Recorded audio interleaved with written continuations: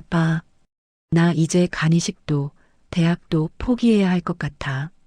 돈이 너무 많이 들어서 오늘이 마지막 인사일 거야. 빗속 무덤가에서 19살 소녀가 비석을 끌어안고 있었습니다. 그 아빠는 수천억 자산가 김 회장이 20년 전 내쫓은 아들이었습니다. 이 비오는 무덤가에서 20년의 죄가 다시 시작됩니다. 구독과 알림 설정으로 다음 이야기를 가장 먼저 만나보세요. 가을의 차가운 빗줄기가 무덤가를 적시는 오후, 검은 승용차 한 대가 공원묘지 입구에 멈춰섰습니다. 김 회장이 비에 젖은 흙을 지팡이로 찍었습니다. 이런 날씨 좀 봐라. 꼭 저놈 성질 그대로 따라했네. 박 여사가 따라내리며 날카롭게 쏘아붙였습니다. 당신은 죽은 아들 보러 와서도 그런 소리가 나와요? 20년 만에 겨우 찾아온 아들인데. 묘역은 잡초가 무성했습니다. 김 회장이 아들 김준호의 묘 앞에 도착해서는 지팡이로 잡초를 후려쳤습니다. 관리사무소에 돈을 줬으면 제때 벌초를 해야지. 박 여사가 아들의 비석을 어루만지며 털썩 주저앉았습니다. 아이고, 내 새끼 준호야. 엄마가 왔다. 박 여사가 통곡을 시작했습니다. 김 회장은 외면하듯 담배를 물었습니다. 그때였습니다. 비석 뒤편에서 무언가 움직이는 것이 보였습니다. 뭐야? 하지만 그것은 짐승이 아니었습니다. 야윈 젊은 여성이 젖은 채 웅크리고 있었습니다. 하지만 울음소리는 없었습니다. 그저 담담하게 중얼거렸습니다. 아빠 나왔어. 지수 왔어. 소녀의 목소리는 체념에 젖어 있었습니다. 주머니에서 사탕 하나를 꺼내 비석 앞에 내려놓았습니다. 아빠가 좋아하던 박하사탕. 나 안 먹고 가져왔어. 그리고 덤덤한 목소리로 말했습니다.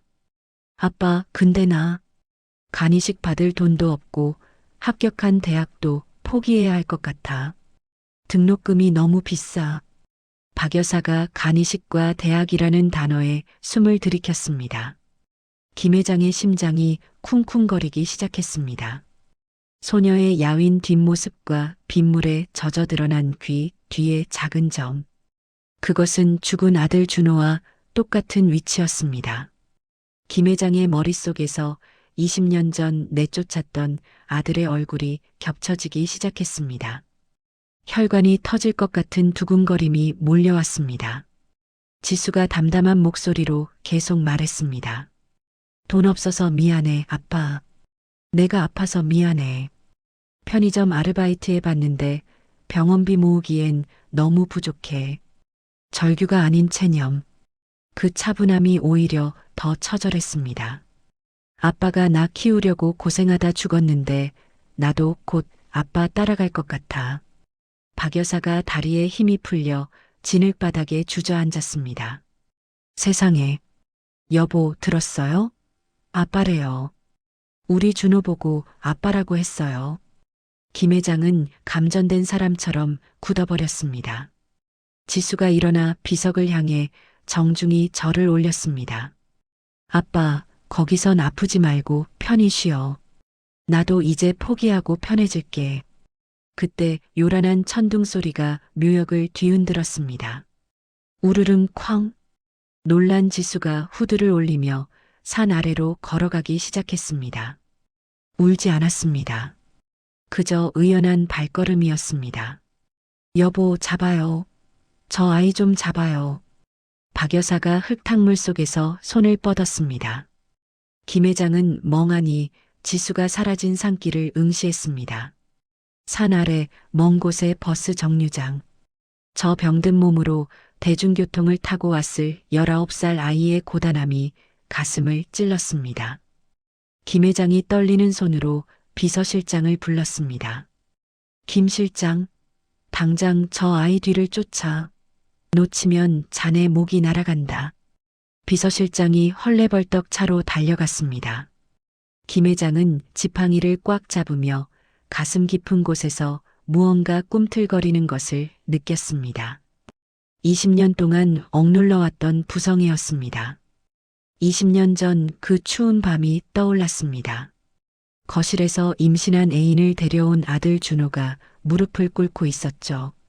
아버지, 허락해 주세요. 아이가 생겼어요. 결혼하고 싶습니다.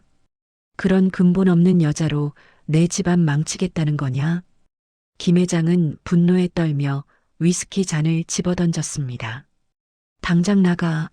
내 돈 한 푼도 못 받을 줄 알아. 눈보라치는 밤에 임신한 여인과 함께 쫓겨나간 준호의 뒷모습. 준호야, 이 아비가 죽일 놈이다. 1시간 후 비서실장의 전화가 왔습니다. 회장님 찾았습니다. 달동네 고시원에서 상황이 심각합니다. 그날 저녁 김 회장의 서재. 비서실장이 조사보고서를 가져왔습니다. 이름 윤지수, 나이 19세, 부 김준호. 김 회장의 입술이 파르르 떨렸습니다. 도련님은 호적에서 파이신 뒤 성을 바꾸셨습니다. 그래서 저희가 몰랐던 겁니다. 박 여사가 바닥에 주저앉으며 가슴을 쳤습니다. 내 새끼가 죽는 줄도 모르고. 지수 양은 3살 때 아버지를 잃고 혼자 자랐습니다. 보육원과 위탁가정을 전전하며 16해를 버텼습니다. 비서실장이 목이 메어 말을 잇지 못했습니다. 대학 입시에서 우수한 성적으로 합격했지만 강경화 진단을 받은 뒤 모든 걸 포기했습니다. 보고서 마지막 줄이 김 회장의 심장을 후볐습니다. 보호자 없음 병원비 미납으로 치료 중단 생존 가능 기간. 불분명. 김 회장의 손이 떨렸습니다.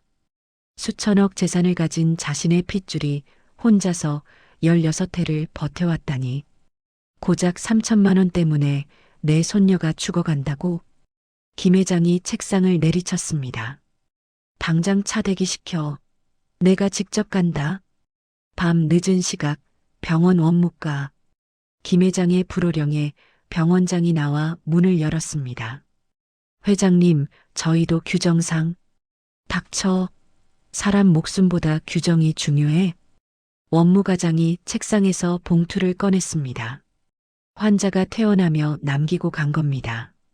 김 회장이 봉투를 열었습니다. 편지와 함께 구겨진 이력서가 들어 있었습니다. 편지에는 지수의 정성스러운 글씨로 적혀 있었습니다. 병원 선생님들께 치료해 주셔서 감사했습니다. 돈이 없어서 죄송합니다. 공부는 포기했지만 살고 싶어요. 아르바이트 자리 있으면 연락 주세요. 제발. 이력서를 보니 편의점, 카페, 배달 등 온갖 아르바이트 경험이 빼곡했습니다. 특기란에는 성실함이라고 적혀 있었습니다. 김 회장의 손이 떨렸습니다. 박 여사가 편지를 보고 그 자리에 쓰러졌습니다. 내 손녀가 혼자서. 김 회장은 병원 복도 의자에 털썩 앉았습니다. 평생 모은 수천억이 휴지 조각같이 느껴졌습니다. 정작 핏줄이 살려달라고 아르바이트 자리를 구하고 있을 때 자신은 무엇을 했던가. 다음 날 달동네 고시원. 비서실장이 주소를 확인하며 좁은 계단을 올라갔습니다. 203호 문 앞에서 열쇠 소리가 들렸습니다. 문이 열리며 지수가 나타났습니다. 어제보다 더 야윈 모습이었습니다.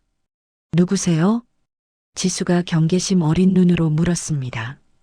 비서실장이 명함을 내밀었습니다. 저는 김 회장님 비서입니다. 잠시 말씀 나눌 수 있을까요? 지수의 표정이 굳었습니다. 무슨 일이세요? 카페에 앉은 지수는 비서실장의 설명을 듣고도 믿기지 않는다는 표정이었습니다. 제가 김 회장님의 손녀라고요? 네. 따님의 아버지가 김준호 님이십니다. 지수가 잠시 멍하니 있다가 고개를 저었습니다. 아니에요. 제 아버지는 평범한 직장인이셨어요. 그런 대단한 분의 아들이 아니에요. 그때 카페 문이 열리며 한 여학생이 들어왔습니다. 지수의 고등학교 동창 미경이었습니다. 지수야. 미경이 지수를 발견하고 달려왔습니다. 이 아저씨는 누구야? 친척분이셔. 지수가 애매하게 대답했습니다. 미경이 지수의 손을 잡았습니다. 지수야, 내가 대학 포기한 거 정말 안타까워. 우리 과에서 수석 합격했는데 비서실장이 깜짝 놀랐습니다. 대학에 합격하셨다고요? 미경이 대신 대답했습니다. 네, 의예과에 합격했어요. 그런데 등록금이 없어서 지수가 얼마나 의사가 되고 싶어 했는데 미경이 눈시울을 붉혔습니다. 병원비 때문에 아르바이트만 하다가 몸이 더 안 좋아진 거 아니에요. 지수야, 넌 정말 억울해도 너무 억울해. 지수가 미경의 손을 꼭 잡으며 말했습니다. 됐어. 이제 그런 꿈은 포기했어. 하지만 지수의 눈에는 아직 꺼지지 않은 불꽃이 남아 있었습니다. 비서실장이 조심스럽게 물었습니다.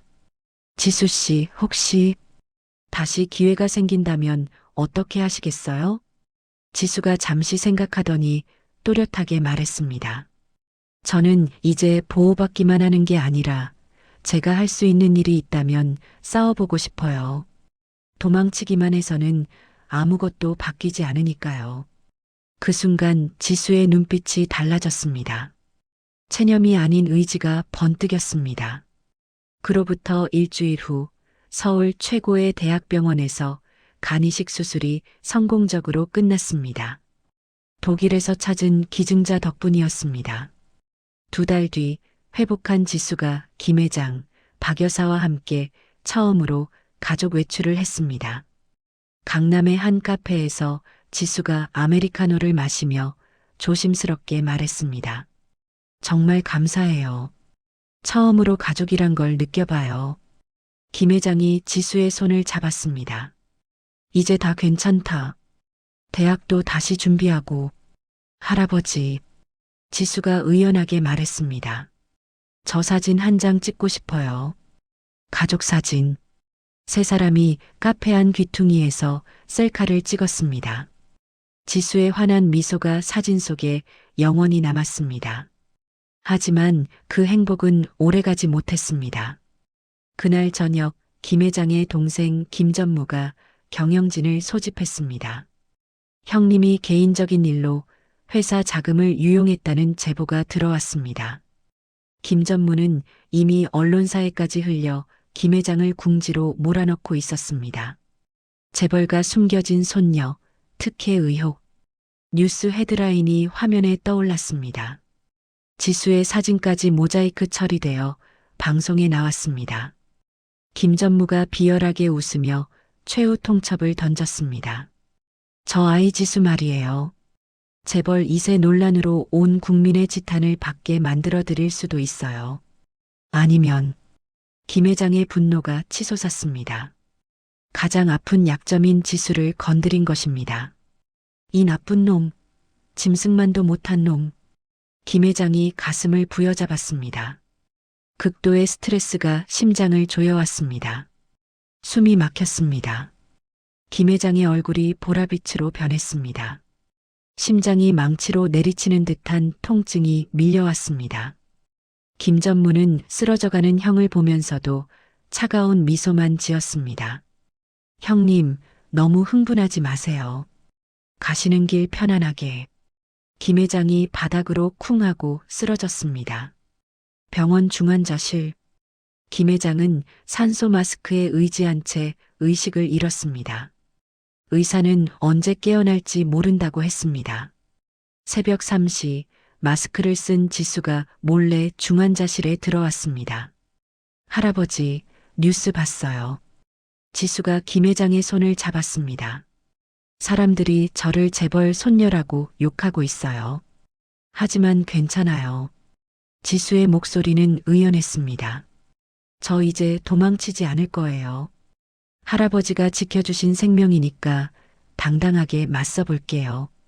그때 기적이 일어났습니다. 김 회장의 손가락이 미세하게 움직였습니다. 할아버지, 김 회장의 눈이 천천히 떠졌습니다. 흐릿한 시야 속에 지수의 얼굴이 들어왔습니다. 지수야. 간신히 들리는 목소리였지만 지수에게는 천둥 소리보다 크게 들렸습니다. 할아버지, 깨어나셨어요. 김 회장이 힘겹게 고개를 끄덕였습니다. 아직 죽을 수 없었습니다. 이 아이를 지키지 못하고는. 지수야, 강 변호사, 불러라. 할아버지 쉬세요. 안 돼. 시간이 없어. 김 회장의 눈빛에 다시 생명의 불씨가 타올랐습니다. 내가 다 끝내겠다. 2시간 후 최측근 강 변호사가 은밀히 병실로 왔습니다. 회장님, 정말 그걸 공개하시겠습니까? 모든 걸 잃게 됩니다. 김 회장이 단호하게 말했습니다. 김전무 그놈과 썩은 놈들, 내가 다 안고 지옥으로 간다. 그래야 지수가 살 수 있어. 이틀 후 임시 주주총회가 열렸습니다. 김전무가 승리의 미소로 회장직 선임을 진행하려던 순간이었습니다. 의사봉을 치기 전에 한 말씀 드리고 싶습니다. 뒤쪽 문이 열리며 지수가 당당하게 걸어 들어왔습니다. 모든 시선이 지수에게 쏠렸습니다. 저는 윤지수입니다. 김준호의 딸이고 김 회장님의 손녀입니다. 김전무가 당황했습니다. 이게 무슨... 김 전무님이 저를 이용해 할아버지를 모함했다고 들었습니다. 지수가 마이크를 잡았습니다. 저는 재벌 손녀라는 혜택을 받은 적 없습니다. 16회를 혼자 버텼고 병원비가 없어 죽을 뻔했습니다. 지수의 목소리가 회의장에 울려 퍼졌습니다. 하지만 할아버지가 주신 2번째 인생입니다. 이제는 제가 할아버지를 지키겠습니다. 그때 회의장 뒤쪽 문이 열렸습니다. 휠체어에 탄 김 회장이 강 변호사와 함께 나타났습니다. 누구 마음대로 회장직을 논하는가? 김 회장의 일갈이 천둥처럼 울렸습니다. 대형 스크린에 김전무의 비리 증거들이 떠올랐습니다. 제 동생이 10년간 빼돌린 회사 돈 500억 원에 대한 증거입니다. 검찰 수사관들이 들어와 김전무에게 수갑을 채웠습니다. 김철수 씨 횡령 혐의로 체포합니다. 김 회장이 주주들에게 고개를 숙였습니다. 저는 오늘부로 모든 직책을 사임합니다. 제 주식은 손녀 교육을 위한 장학재단으로 전환하겠습니다. 주주들 사이에서 박수가 터져 나왔습니다. 회의장을 나온 지수가 김 회장의 손을 꼭 잡았습니다. 할아버지, 이제 정말 가족이 된 기분이에요. 김 회장이 지수를 바라보며 미소 지었습니다. 우리 지수, 의사가 되고 싶다는 그 꿈. 이제 다시 시작해보자. 지수가 눈을 빛내며 대답했습니다. 네, 할아버지가 지켜주신 생명으로 이번엔 제가 다른 사람들을 지키는 의사가 되고 싶어요. 비록 재산은 잃었지만 김 회장은 평생 중에 가장 행복했습니다. 20년 동안 굳게 닫혀있던 마음의 문이 열린 순간 진정한 가족이 탄생했습니다. 돈으로 살 수 없는 것들이 있습니다. 사랑하는 사람의 따뜻한 손길, 용서라는 이름의 기적, 그리고 다시 시작할 수 있다는 희망 말이죠. 혹시 여러분도 마음속 깊이 묻어둔 후회나 그리움이 있으신가요? 너무 늦었다고 생각하지 마세요. 진심은 시간을 뛰어넘어 전해지고 용서는 언제나 새로운 시작을 만들어줍니다.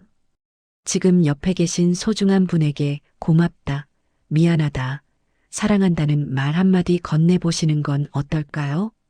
작은 용기가 큰 기적을 만들어낼지도 모르니까요. 이야기를 끝까지 들어주신 여러분, 정말 감사합니다. 댓글로 여러분의 마음을 나눠주시면 더욱 감사하겠습니다.